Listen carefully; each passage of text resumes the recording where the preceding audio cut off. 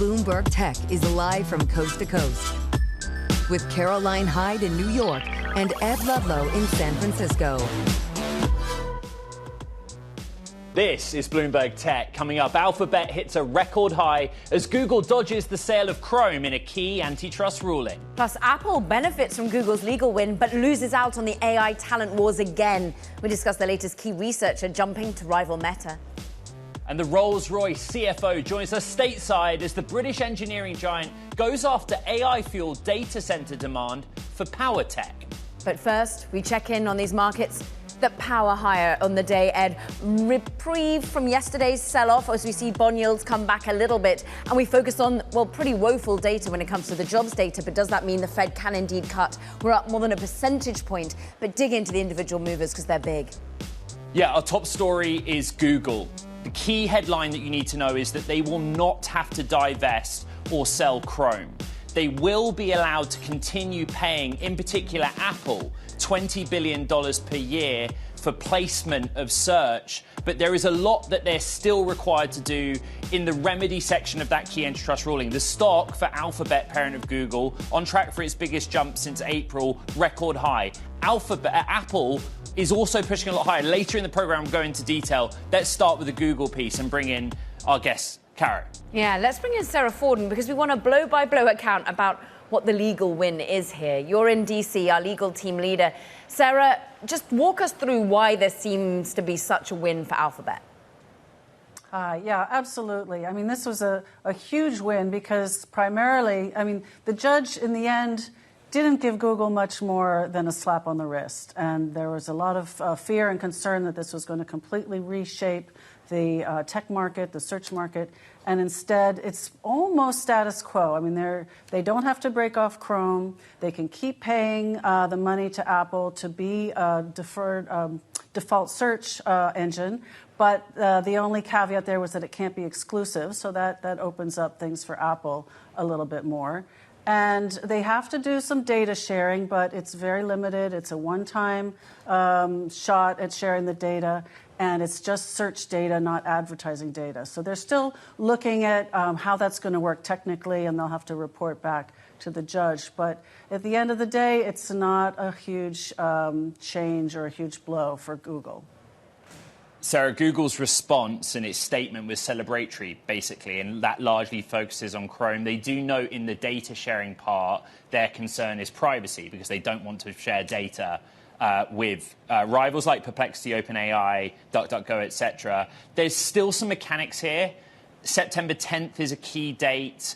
The parties need to write down on paper something that appeases this judge. But in the ruling, the judge also talks about generative AI being key to the outcome of this case. Explain that.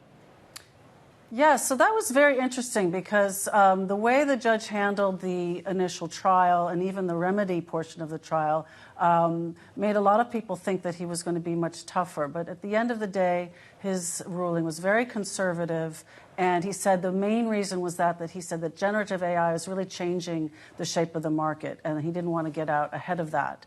And he didn't want to issue a ruling that was going to really disrupt the market, change the money flows, inhibit innovation in any way. Bloomberg's Sarah Forden, who leads the antitrust team out of D.C. and all things legal, thank you very much. Let's talk through the market reaction. Jefferies analyst Brent Thill joins us now. The stock's up 8.6%, record high, but that's only the biggest jump since the first week of April. Your colleagues on the street, many of them, have raised price targets or calls on the stock. You have not. In response to this ruling, why and what is your main takeaway from it? So for the last 10 years in tech, we've maintained that any regulatory insertion into these stocks are really not founded. So watching what happened to Meta with Zuckerberg, watching what happened with Microsoft, there's been no breakup ever. And so we've always said that in a legal case like this, that there's always a remedy and that the companies are too big and that the regulators want one thing and the tech companies want one thing and they'll find a way to meet in the middle. They have found a way to meet in the middle. And so our view is that, again, in any situation, you buy these stocks on this fear and that worked for Meta, it worked for Microsoft, and it worked now for Google. We are 100% hit rate. This isn't the game I'm creating. This is the game we're playing in, and that's been the rule book.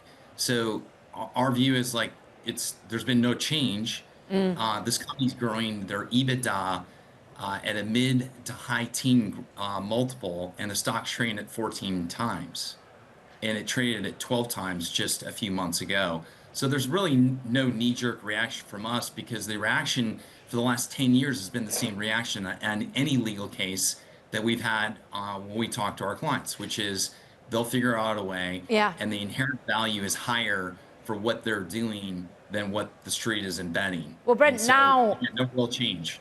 Well, Google needs to find a way to continue to compete, even with a little bit of data sharing. What do you make of that part of the agreement and what it means versus rivals, particularly in generative AI? Look, I mean, we are starting our searches in Perplexity and OpenAI, and then we're going to Google. We're not going away from Google. Google's still part of that, but the way we as consumers are looking for information, I think, is changing. And so I think this pressure on Google is good. It's going to bring their game out. You know, it's not like Scotty Scheffler likes to go out and play golf against himself. He wants Justin Thomas. He wants the other players, whether it's Tommy Fleetwood, competing against him. That makes him better. So I think many of these AI companies are making Google better. And we've said this for a long time. There's more horsepower underneath the hood. Google has done a terrible job of popping the hood and showing us what's behind the hood. And we think you're going to see that. So, you know, Gemini is doing a good job. We think ultimately that many of these AI competitors are a good thing. And I think this came into, obviously, the judge's ruling, which is there's a lot more competition now than there was a few years ago. We're going to go very deep on the Apple portion of this later in the hour, but the basics of it is that Google's still allowed to pay Apple $20 billion a year and others to be the default search placement. How big is that for Google, that result? I think it's huge. It's a big thing, and I think Apple has said that they are also looking and evaluating Gemini. They're evaluating other AI tools, but I think ultimately what happens is, look, even if they had to divest the browser or they didn't get this, everyone's still going to go back to Google, right? We're going to go to OpenAI, Perplexity to do different searches, but we ultimately end back up in Google. You can't complete the loop without Google. Whether it's map information or hours about a business you're trying to visit, or you're trying to figure out what time does the vet close. There's just things that you need Google for, and it's the best way. And so it really didn't matter, in our opinion, if they had to divest the browser or what's going to happen. The consumers are going to defact to their behavior, and the behavior is you go to where you get the best information, and that's the best information today for a lot of the consumers is in Google.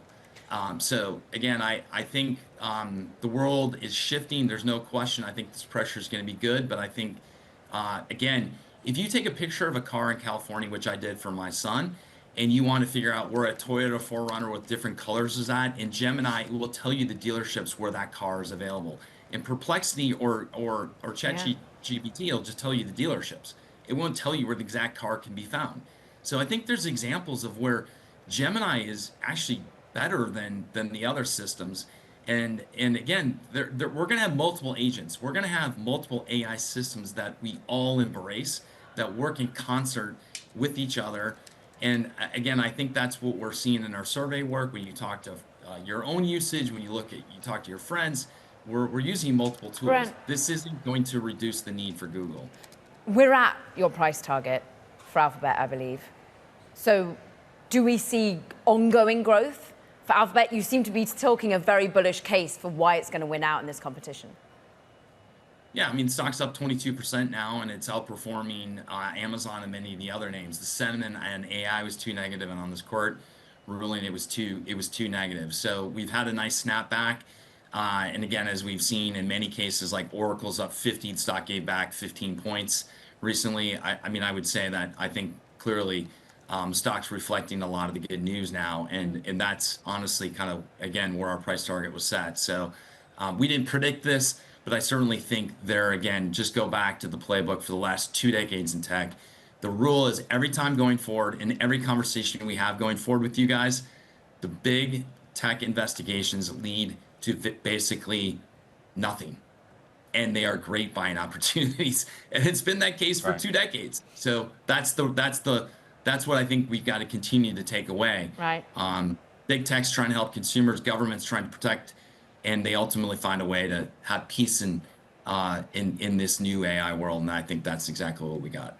Brent Hill, analyst at Jefferies, great to have you on. Thank you. Coming up, software companies. Well, they're offering the government steep discounts to line up contracts. We'll discuss next. This is Bloomberg Tech.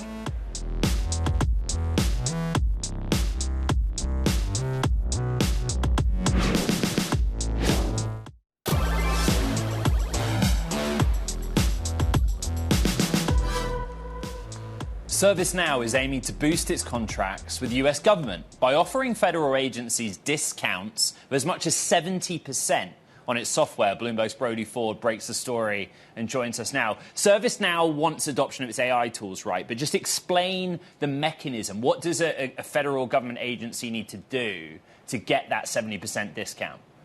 Yeah, so ServiceNow makes effectively IT help desk software. You say, oh, dang, I lost my laptop, I need a new one. Instead of going and finding somebody you just put in a ticket with ServiceNow. Oversimplification, but it makes these kinds of things simple in the workplace. Essentially, the federal government has been saying, for these software tools we use, why don't we centralize our negotiations and try to get the best discount we can from these software vendors? And so ServiceNow is just the latest of these steep discounts. They say, if you upgrade, if you expand your business, we'll give you a discount. Government gets a discount, and ServiceNow gets effectively new business, because in a couple of years, that pricing might go back to normal. And is that the positive here? Because ServiceNow is in what, 75% of government agencies? So they take this hit to margin in the short term for long-term reward? Yeah, I'm sure that is the bet they're making, right? They're saying that we can land some new business, get them to upgrade to our better systems. We'll take the margin hit for a little while, and then in 2 or 3 years, what are we going to charge them then? It's unclear how these discounts will stick. Will they stick? But for now, the government and these vendors are saying it's a bit of a win-win situation. I mean, government buying of software is a famously fragmented and chaotic process, and they're trying to improve that a bit. Bloomberg's Brody Ford, it's a great read. Thanks so much for explaining it. Look, for more on software expertise here, let's bring in Hilary Frisch. She is the Senior Research Analyst for Software and IT Services at ClearBridge Investments. And Hilary, look, it's not just ServiceNow. Microsoft has also been discounting. We've seen Slack has have to part of Salesforce, and indeed some of the providers of cloud. Is this something you build into the models at the moment, that for the time being, they're going to have to offer more for less? Sure. Well, I think, yes, it's part and parcel of actually doing business in the current era with the government. But the government has such antiquated systems. They have so much to do with respect to digitizing their environments that, as Brody said, I think it's a big opportunity for the vendors. And recall that the margin on incremental software is incredibly high, so they can afford to give more for the same amount initially to get more in the end. So, in fact, I think it's been a source of upside for some of these models. We actually saw that in ServiceNow a few quarters ago. Yeah, well, Hilary, you said in this current environment, and Caroline and I were discussing this morning at the desk about how that last earnings period, there were a number of names where government contracts were tracked so closely. How crucial is it that a software name is on good terms with this administration and able to get through that procurement process? I think it's very important and beneficial. Most of the vendors we track are doing a pretty good job of it. And actually, I think most investors haven't imputed much benefit from government near-term in their models. So to the extent that comes through, I think that could be a source of upside for some of them. So then how should investors adjust maybe how they model some of these names? Is there a lot more upside in some of these shares that come directly from top-line growth from government sales that you're not yet seeing baked in?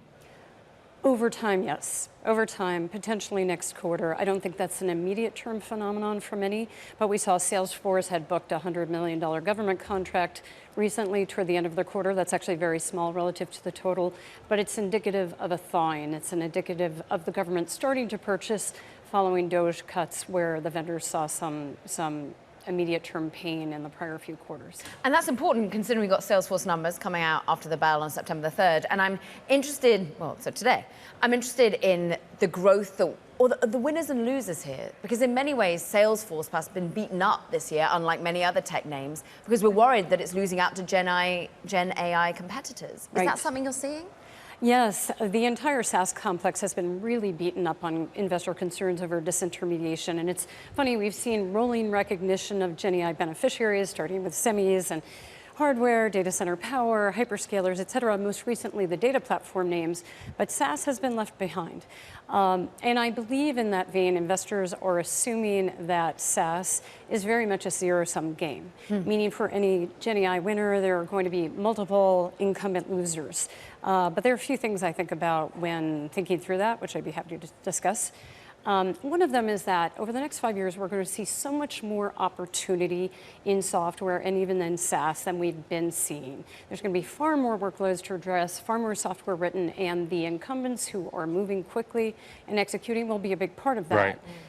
Second, these vendors are probably going to generate more revenue from Gen AI first before we see any actual real disintermediation from their businesses. And there are variances depending on the subsegment, but that's something to think about. And then finally, the valuations have been crushed, as you pointed out. So it's an interesting setup. There's still a fair amount of near-term uncertainty, but as we move through the year, that narrative could shift similar to, but not exactly to the extent that we saw in a Snowflake a year ago or MongoDB more recently, but to a lesser extent. Find that so fascinating. I was in Europe or the UK for much of the last 30 days, and a lot of the software names had a rough period. There's a lot of emphasis on like how the no-code, low-code player survives, right? And I'm interested in Salesforce earnings, right? Because there's the hype of the AI headline. Do you see that materially like growing these businesses now? Like, are they good at AI or are they just good at marketing? Some of them will be good at both. I think Salesforce will be good at both. Code gen is a very different discipline. Code gen doesn't have to be right out of the box. You have a world of developers who can spend all the time they save actually generating code or remediating the code after it's been written.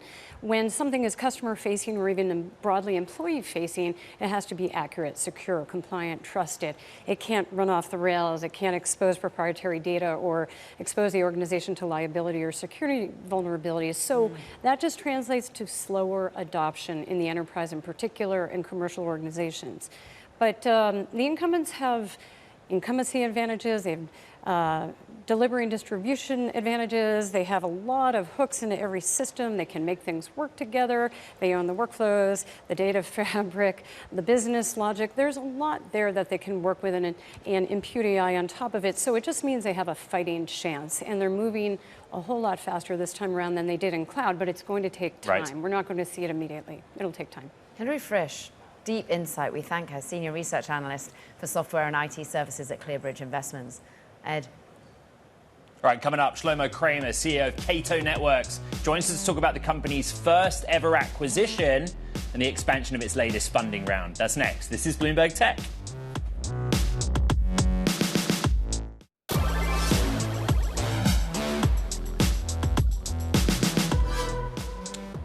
Cato Networks is announcing its first ever acquisition, buying Israeli startup AIM Security, which specializes in enterprise AI security tools.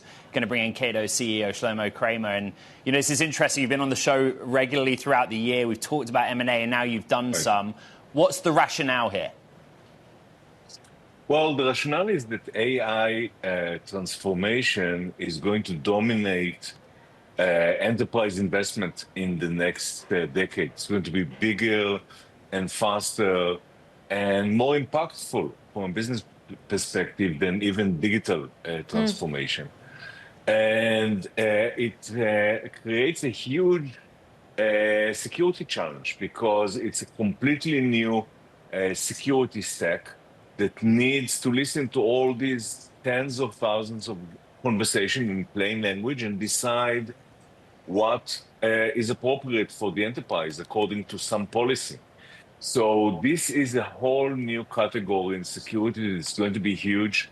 Right. And SASE is the best place to put it. SASE is the network security as a cloud service that sits and listens to all these conversations. So we've obviously jumped in early into this and bought AIM Security that specializes for the last 3 years in building these security stacks. And Shlomo, is it about the talent that you need to bring in when you've already got an annual recurring revenue run rate of $300 million?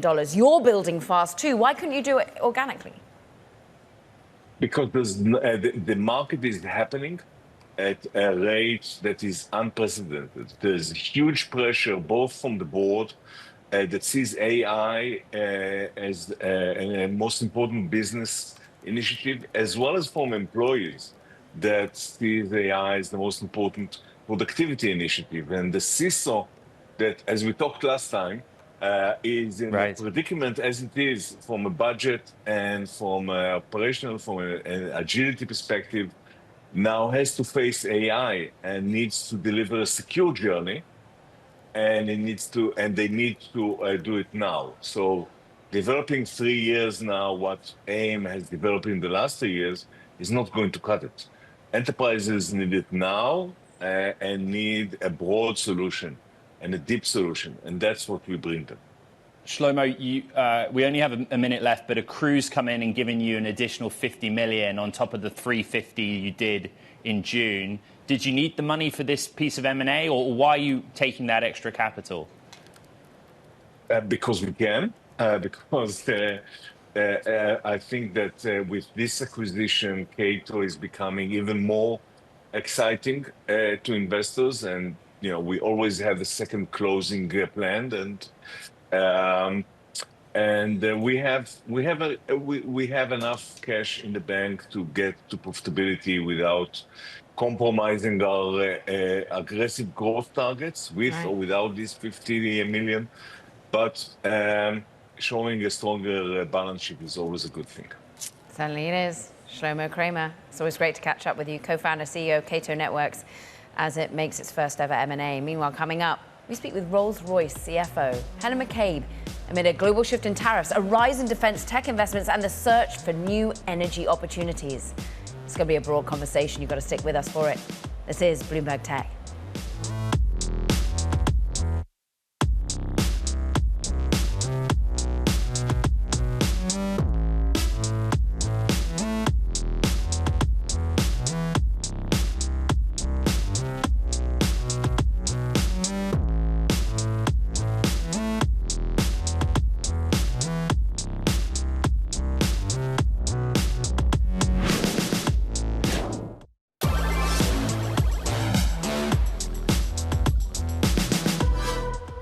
Welcome back to Bloomberg Tech. Look, data center power demand is growing exponentially thanks to AI, and the UK's biggest engineering company, Rolls-Royce, is seizing that opportunity. Best known for its jet engine business, Rolls-Royce is also one of the pioneers of small nuclear reactor technology. It was recently chosen to build 3 units in the United Kingdom. Here to talk through the power systems growth along with civil aerospace and defense is the company's CFO, Helen McCabe. It is wonderful to have you here, Helen, while you're in the US talking to investors, but I'm interested in what you tell them at the moment, particularly about SMR technology. What is the opportunity here for you as a business? Huge opportunities, you see, in SMR. The size of that market, we think the addressable market is about 400 equivalents of their SMRs. Huge opportunity coming forward. As you think about how we're going to support energy resilience going forward, it has to figure. We have a leading position in that market. As you said, we won the contract with the UK government for the first 3 small modular reactors. We've actually won a contract with the Czech Republic for up to 6. We're in final stages with Sweden for their small modular reactors. And we're actually looking at entry positions in the US. I mean, the US market, you have a nuclear ambition to go from, I think it's 100 gigawatts to 400 gigawatts by 2050. Massive opportunity. Yeah. And we've been, building nuclear reactors for submarines, for nuclear submarines, for more than 60 years. And our small modular reactors are the largest on the market as well. You've really been selling into government, and it's interesting at the moment that for us, it's all about the hyperscaler demand as well. And we have seen this nuclear renaissance bear fruit when you've got Amazon with X Energy, when you've got Alphabet going with Kairos Power. do you talk to the hyperscalers, or is it more about the US government, given your defense leaning? No, so absolutely we're talking to the hyperscalers right now, where the initial focus is on governments and utility companies. But the hyperscalers are absolutely talking to us and interested in this. If you think about, as you said earlier, the growth in AI, the energy that's going to be required to provide that continuity and resilience, SMR will absolutely figure in that. So those conversations are underway across the globe, not just in the US. Helen, we spent a lot of time in the last year speaking to Oklo and X-Energy, the kind of more small, nimble startups in SMR on this program. What's the Rolls-Royce advantage? What makes your technology better than the newcomers to the field? Fantastic. So thanks for the question. So we've been in this area for more than 60 years. Yeah, we have built nuclear submarines with nuclear reactors, which is consistent technology with SMRs for the UK Navy. So we've got leading technology, proven technology. It's based on proven fuel supplies as well. In addition to that, our SMR is the largest on the market at 470 megawatts. That means from a cost and efficiency perspective, it's one of the most efficient. Actually, more comparable with energy and wind, but importantly, more consistent, so it doesn't have the latency issues. And very importantly, our SMR construct, 80% of it can be modular built. So you can construct it in the factory, and if you think about almost like a Lego block, and then you take it to build it on site, so it means the construction is much shorter, and it means the risk factor is much lower as well. So we do have that leading position with that distinctive technology. Helen, in the defense tech context, the political and strategic environment's really changed. Not just in the United States, but like Western allies overall. Could you just kind of give me your outlook for your next gen military turbofans, combined cycle engines, and what's changing for you? So as you say, lots of activity in relation to investment in defence at the minute, both in the US and in Europe. And we've got a very strong position in the defence business, not just in what we provide for military operations, but actually how that shows up in our energy business within power systems. We have a very strong governmental position there. We have got leading positions in Germany and Europe. We have got leading positions in land and naval. And with the spending particularly that's happening in Europe, when people are talking about increasing NATO commitments, where we expect to see that show up in the short term is actually in land and then naval.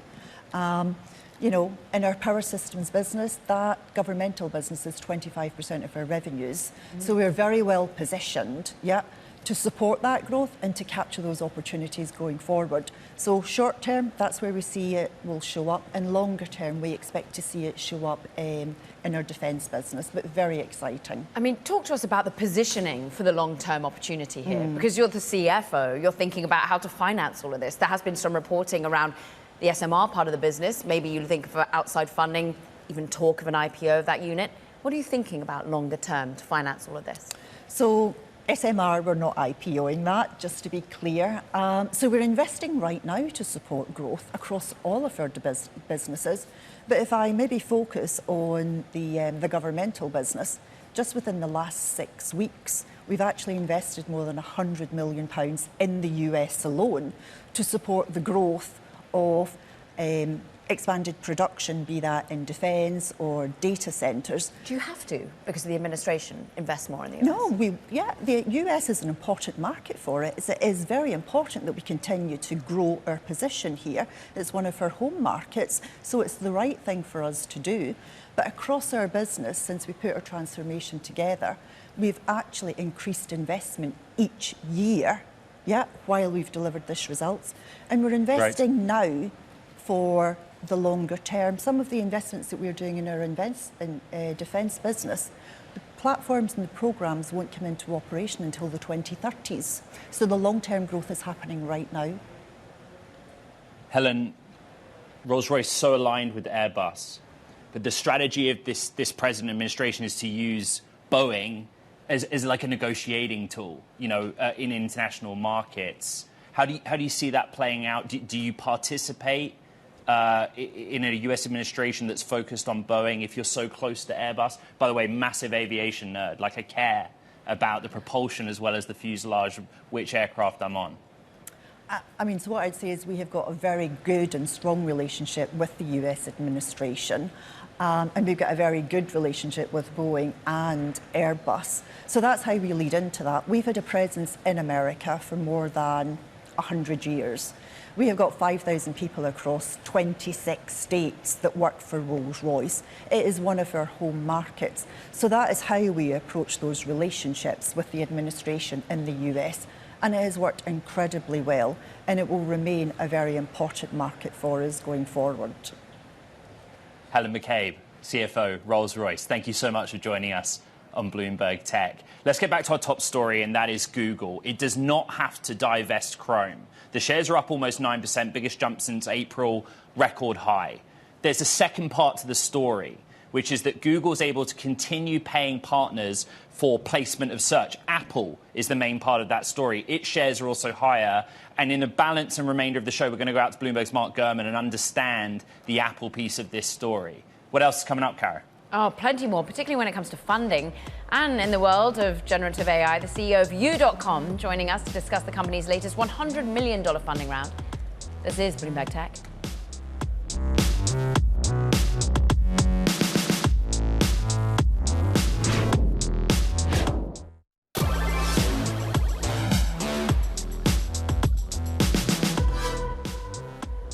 AI search company You.com has closed a $100 million Series C funding round that values it at $1.5 billion, fueled by the AI boom and its shift in focus to enterprise customers. You.com co-founder and CEO Richard Socha is with us in San Francisco. The environment has changed. The landscape has changed. Every time you come on, it's changed. But did that sort of make this round necessary? What do you need the funds for? We're scaling. Our customers are scaling the LLM infrastructure that we need to keep these AI and agents up to date is increasing. The needs for it are increasing, so that's why we raised it to support our customers like Harvey, the NIH, right. DuckDuckGo, Windsurf, Telegraph, the German press agency DPA. There's so many customers now that want this technology and need to get the LLMs to be up to date. Many founders, CEOs come to the show saying, oh, we're scaling. I think that there's like a lot of value in explaining what that means in material real terms, like you're hiring better talent, you need more compute. What is it? Yeah, for us, it's definitely more compute, but also the talent. Those are basically the two biggest factors. There are more NVIDIA GPUs, but also more scraping infrastructure to really build out the best search index for LLMs. You know, Google built an amazing search index for people to decide, oh, which link should I click on? But LLMs search differently. They can search through hundreds of different websites, right? They can read the whole text or certain blurbs of each website to then give you a summary of those answers. So all of that is different and needs investment. Richard, I mean, you are one of the heroes in natural language processing. Like, you're like the fourth most cited researcher in it. You've been studying it for years. I must envisage that you've had some calls for your talent, i.e. you, and wanting to purchase your company. Have you been fending off Meta and the likes, so left, right, and center? There's definitely been interest in You.com and our team for the last 5 years. But we're here to really build an enduring company where people can get answers, build their own agents, transform their companies. And so we're not that interested in that. It is such a fierce space, though. Everyone's in on the enterprise. The large language model developers that you use, OpenAI, they're trying to get into enterprise.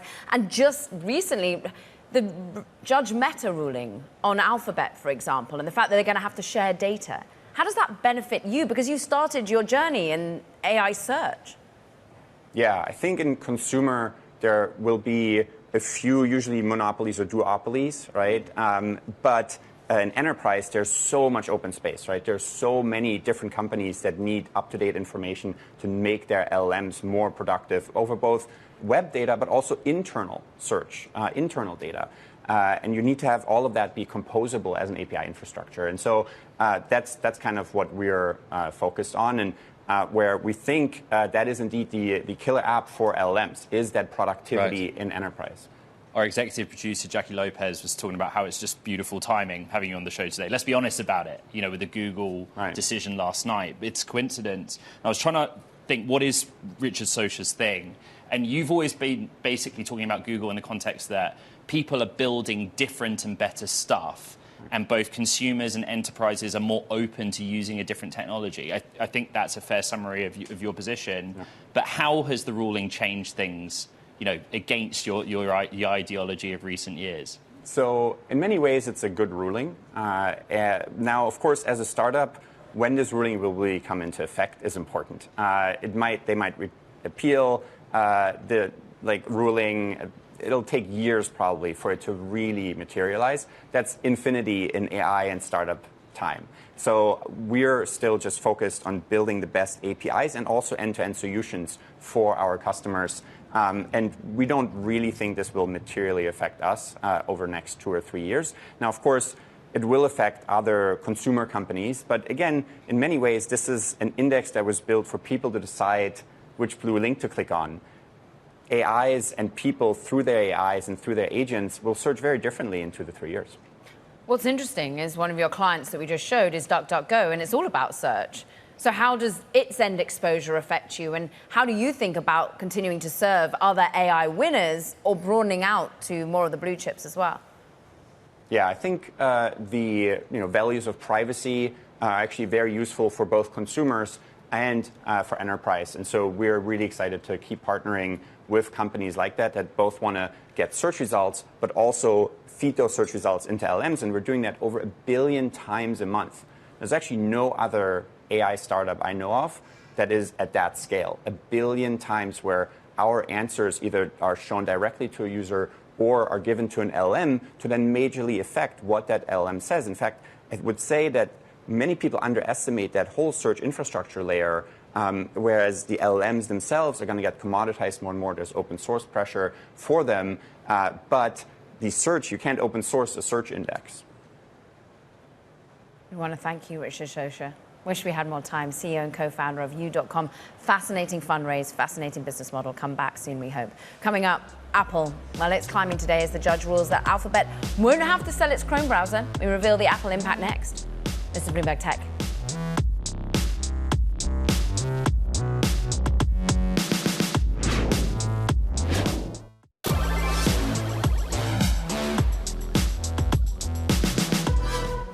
Got to get back to the key story of the day, and one of the movers on the back of it, Apple, up almost 3%.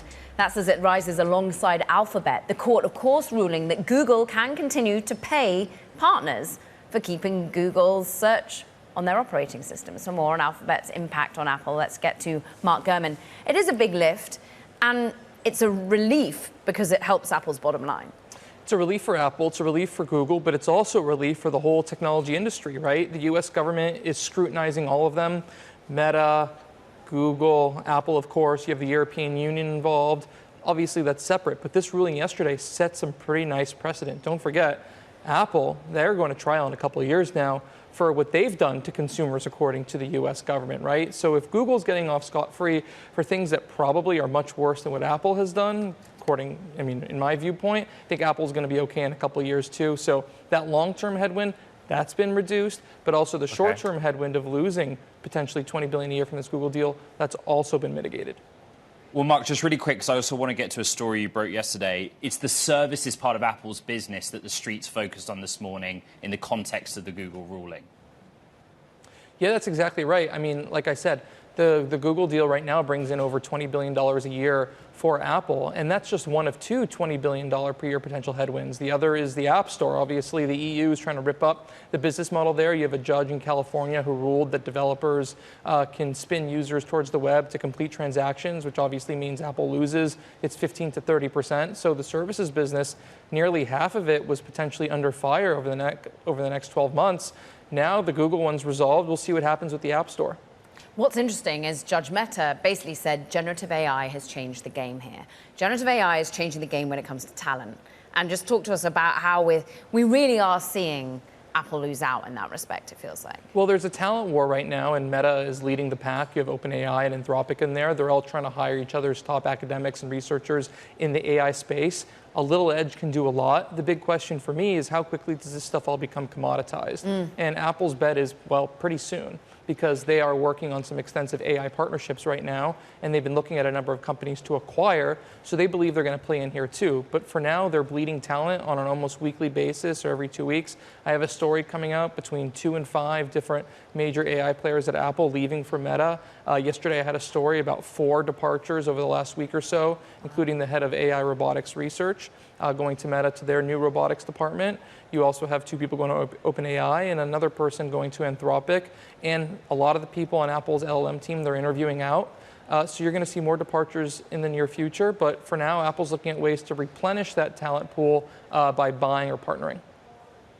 Bloomberg's Mark Gurman on what is a notable move for Apple, up almost 3% on the Google ruling, but also check out his reporting on the talent departures. Another AI story, OpenAI has agreed to buy product testing startup Statsig for $1.1 billion in an all-stock deal. I want to bring in Bloomberg's AI reporter Rachel Metz. It's not the biggest deal that OpenAI's done. It's not small either. Why does OpenAI need Statsig? OpenAI is working to build out its products, its consumer products, also its B2B products. And this is, in the company's view, a really good way to do that. They bought this company that helps companies test products. It could do things like A/B testing. So you can have people trying out different things with features that you might want to launch. And this is something that they see as really valuable to the future of products like ChatGPT. The CEO moves over, becomes CTO of applications, reports into Fujisimo. Rachel, what did the deal look like from a talent perspective? Because they've been getting more and more extraordinary as time's gone on between AI companies. Yeah, so as far as talent, as you mentioned, the CEO of Statsig is going to take on this new role underneath Fujisimo. Fujisimo is in charge of OpenAI's applications at this point, and they also it also led to a whole bunch of other changes that you see that were announced at the same time. OpenAI is sort of shuffling around a number of people in management. So now the company is going to have 2 chief technology officers. Previously, it had one, Mira Murati. She's been gone for a while and started her own company. Now they will have 2, one on the consumer side and one on the B2B side. So it's going to be interesting to see how those 2 people are in charge of different things, how they all work together, and what it means as far as growth in their business. Rachel, a lot's happened in the last month, like GPT-5. We have more M&A news. We have a lot of talent news. Could you just update the audience on where OpenAI currently kind of stands in all the chaos of reorgs and news flow?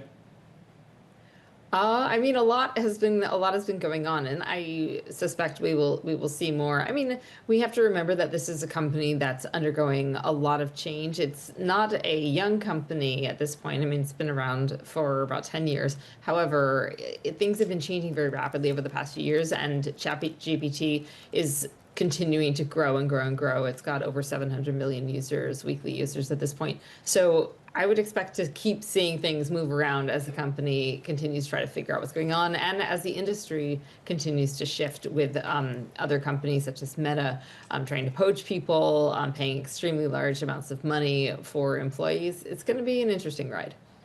And we're here for it, as are you, Rachel Metz. So good to have you on the latest bit of M&A at OpenAI.